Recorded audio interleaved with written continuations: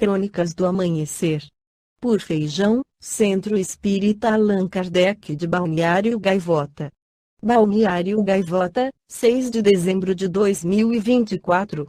Número de super ricos dispara, e é preciso fortuna cada vez maior para se tornar um ultra rico, diz Fortune. O número de super ricos disparou no planeta nos últimos anos. Isso tem feito com que seja preciso cada vez mais dinheiro para ser considerado um ultra rico. É o que aponta uma publicação da revista norte-americana Fortune, especializada em negócios. O texto cita dados da empresa francesa de consultoria Capgemini, que mostra um salto de 28% no número de pessoas com patrimônio superior a 30 milhões de dólares, 170 milhões de reais, nos últimos 7 anos, chegando a 220 mil em 2023. O aumento fez subirem as exigências para ser um ultra rico. Alguns especialistas apontam que agora é necessário algo em torno de 50 milhões de dólares, 283 milhões de reais, ou 100 milhões de dólares, 567 milhões de reais, em ativos para entrar no seleto clube. O presidente da consultoria Gulf Analytica, David Gibson Moore, falou sobre o tema ao jornal britânico Financial Times. Segundo ele, os 30 milhões de dólares são agora apenas o ponto de partida. Os ultra-ricos hoje estão sendo medidos por novos padrões.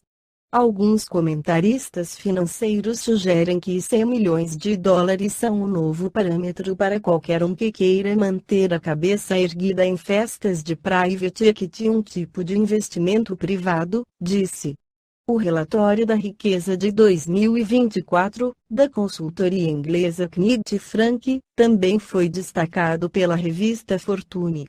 Segundo o documento, a riqueza global foi estimulada pelo desempenho robusto da economia dos Estados Unidos e pela forte alta nos mercados de ações.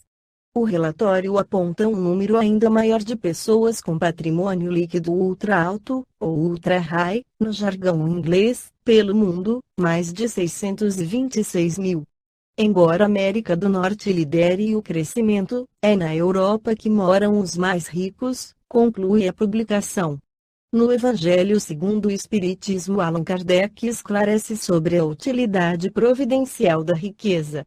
Provas da riqueza e da miséria. Se a riqueza houvesse de constituir obstáculo absoluto à salvação dos que a possuem, conforme se poderia inferir de certas palavras de Jesus, interpretadas segundo a letra e não segundo o Espírito, Deus, que a concede, teria posto nas mãos de alguns um instrumento de perdição, sem apelação nenhuma, ideia que repugna a razão. Sem dúvida, pelos arrastamentos aqui da causa, pelas tentações que gera e pela fascinação que exerce, a riqueza constitui uma prova muito arriscada, mais perigosa do que a miséria. É o supremo excitante do orgulho, do egoísmo e da vida sensual. É o laço mais forte que prende o homem à terra e lhe desvia do céu os pensamentos. Produz tal vertigem que, muitas vezes, aquele que passa da miséria à riqueza esquece de pronto a sua primeira condição, os que com ele a partilharam, os que o ajudaram, faz-se insensível, egoísta e vão. Mas, do fato de a riqueza tornar difícil a jornada, não se segue que a torne impossível e não possa vir a ser um meio de salvação para o que dela sabe servir-se, como certos venenos podem restituir a saúde, se empregados a propósito e com discernimento. Quando Jesus disse ao moço que o inquiria sobre os meios de ganhar a vida eterna, desfaze-te de todos os teus bens e segue-me, não pretendeu, de certo, estabelecer como princípio absoluto que cada um deva despojar-se do que possui e que a salvação só a esse preço se obtém, mas, apenas mostrar que o apego aos bens terrenos é um obstáculo à salvação. Aquele moço, com efeito, se julgava que porque observara certos mandamentos e, no entanto, recusava-se à ideia de abandonar os bens de que era dono.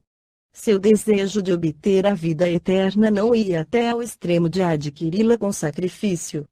O que Jesus lhe propunha era uma prova decisiva, destinada a pôr a nu o fundo do seu pensamento.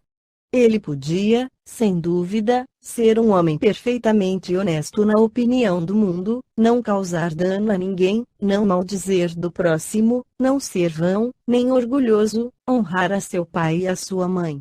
Mas, não tinha verdadeira caridade, sua virtude não chegava até a abnegação. Isso que Jesus quis demonstrar. Fazia uma aplicação do princípio: fora da caridade não há salvação.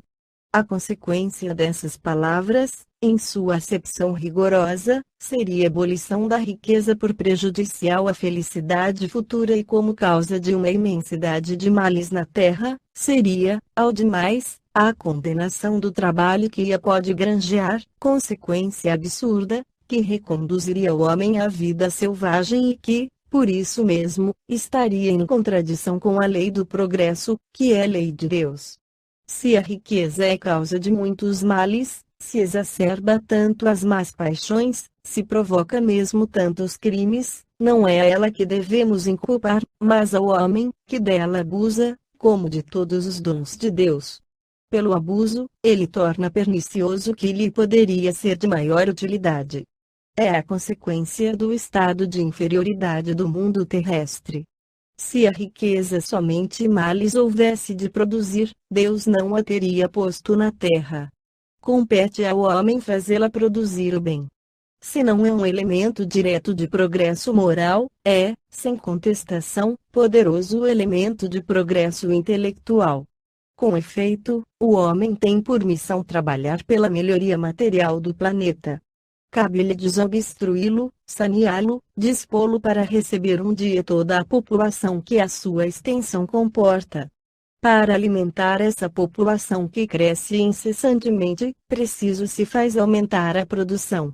Se a produção de um país é insuficiente, será necessário buscá-la fora.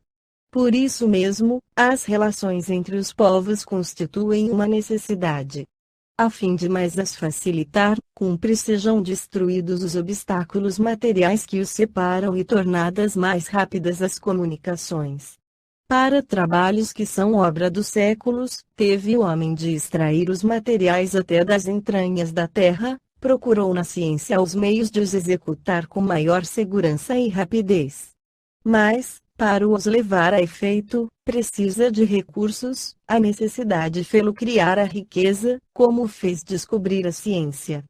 A atividade que esses mesmos trabalhos impõem lhe amplia e desenvolve a inteligência, e essa inteligência que ele concentra, primeiro, na satisfação das necessidades materiais, o ajudará mais tarde a compreender as grandes verdades morais.